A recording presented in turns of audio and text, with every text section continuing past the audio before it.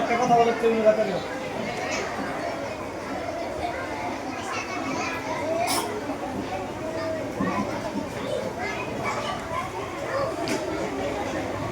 আমি ব্যক্তিগতভাবে তারপরে আমাদের আজকে দ্বিতীয় সাময়িক পরীক্ষার ফলাফল ঘোষণা হচ্ছে, কিন্তু আমাদের কোনো অভিভাবক এরকম কোনো রেসপন্সের সাথে বা দায়িত্ব নিয়ে কোনো উপস্থিত হন নাই, বা আজকে আপনাদের বাবুদের ভালো একটা জিনিস না, তাহলে আপনারা উপস্থিত হন না কেন?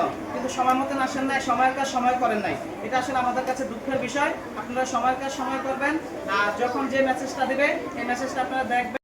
আল্লাহ পাকের কাছে লাখো কোটি শুকর যে মহান রব্বুল আলামিন আমাদের সকলকে একত্রিত করে আজকে দ্বিতীয় সাময়িক পরীক্ষার রেজাল্ট ঘোষণার এই সমাবেশে যে প্রতিনিধিত্ব হয়েছে সে শাহেদ কায়েম আমাদের এই এরকম প্রদত্ত অঞ্চলের একজন ছাত্র, আমাদের এই গ্রাম থেকে উঠে আসা একজন ছাত্র।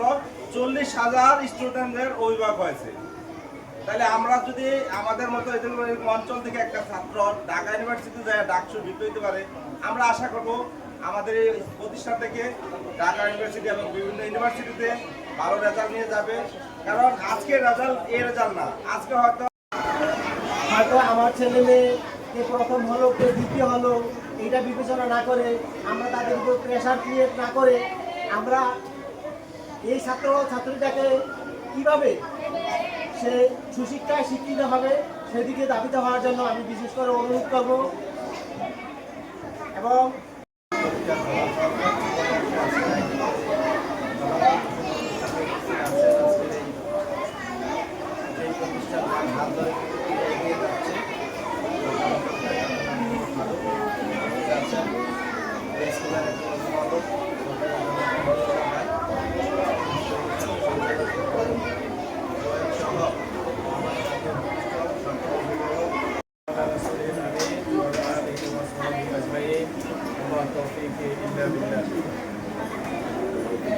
ইসলামিক শিক্ষা ও আধুনিক শিক্ষা সমন্বয়ে গঠিত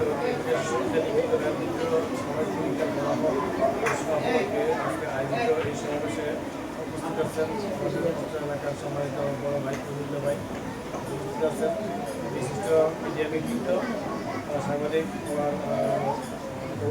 সদস্য নাম্বার কম বেশি বা কোনো রকমের ফ্যাসিলিটি এরকম কোনো কিছু পেয়েছেন কিনা? ওপেন করবেন, একেবারে ওপেন করবেন, সরাসরি বলবেন।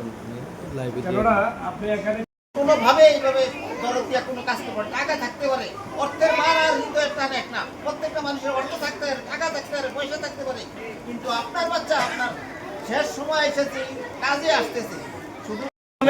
পরীক্ষার ফলাফল ঘোষণা হচ্ছে।